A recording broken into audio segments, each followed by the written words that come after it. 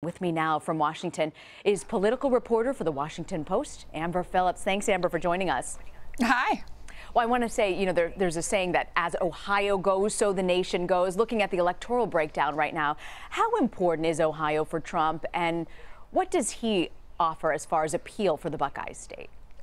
Sure, it's a must-win. It's a must-win like any number of swing states. Florida comes to mind, North Carolina comes to mind for Donald Trump, because Hillary Clinton is so far ahead in so many traditional swing states like Pennsylvania, New Hampshire, Virginia, Colorado, that Trump has simply got to win some of these big states to even have a fighting chance.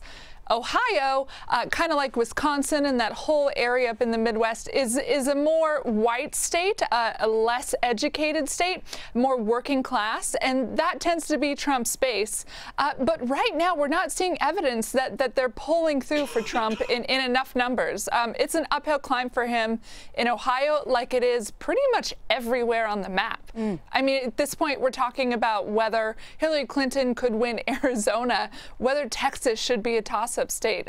It's that bad for Trump right now. Yeah, these are states that have always been pretty red.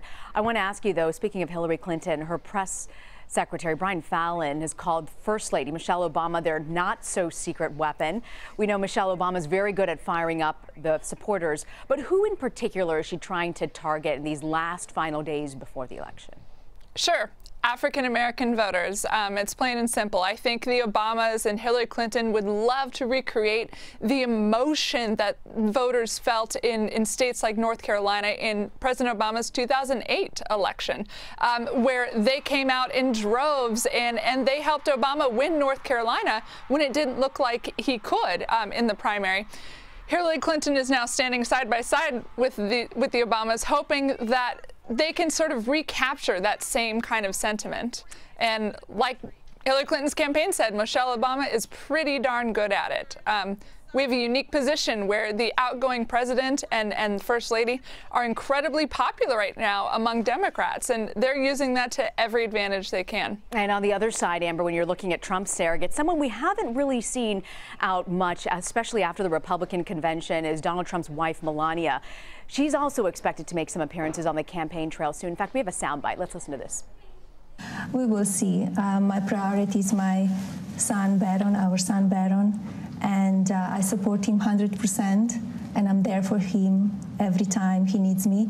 And I might join him. We will see. She's actually going to make 2 or 3 speeches. Oh. And I will tell you. Made some news right there. No, it is. She's amazing when she speaks. She's an amazing public speaker. So she's agreed to do 2 or 3 speeches, and I think it's going to be big speeches, important speeches. Amber, is there a way of telling what kind of impact Melania could have on the campaign trail?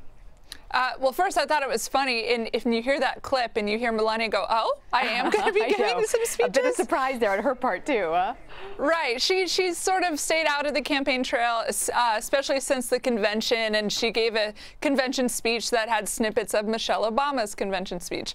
But I think Donald Trump's campaign recognizes just how important it is to have his wife out there, because he is down in the new Post ABC News poll by 16 points among women. If that holds, that is the largest gender gap that any president has had since Bill Clinton in '96. I mean, he has got to do something to close that gender gap, and I think he's looking at his wife right here and saying, well, she can at least try and get out and give some speeches. I don't know that she'll be a major factor on the campaign trail, but it is I think it's a crucial part of their strategy right now to get her out at least a little bit. I read your piece, Amber, in the Washington Post this morning about down-ballot fears for Republicans and how the main issue might not actually be Trump, but voter enthusiasm itself.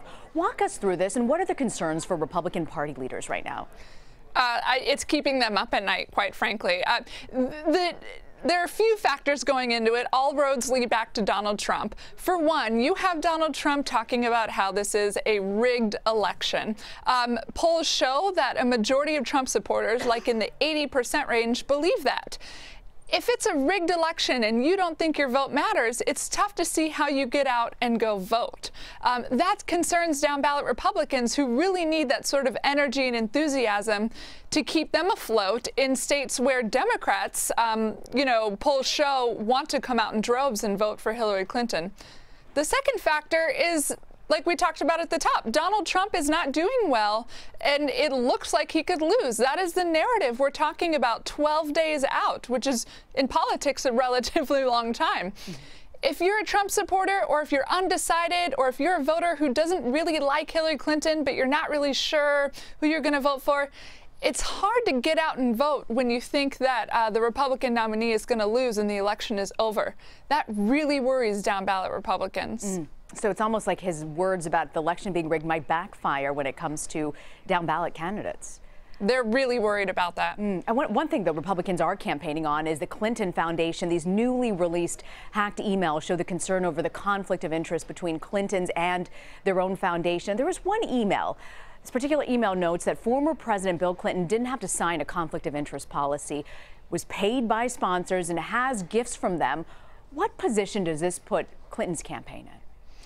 Well, it's tough to say, because I think if this were any other election, it would be a very, very bad position. It feeds into this narrative that voters, polls show voters have had throughout this entire campaign, that the Clintons are part of this elite circle who only look out for themselves.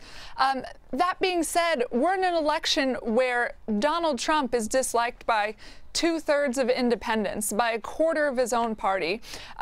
We're in a world where Donald Trump's 2005 words, in the tape, are now out and part of this campaign reality. I could see how it could fire up the Republican base, who really doesn't like Hillary Clinton, but I have trouble seeing how this kind of news breaks through in a moment where Donald Trump is so unpopular across the nation. Amber Phillips from the Washington Post newsroom. Thanks, Amber, for joining us. Thank you.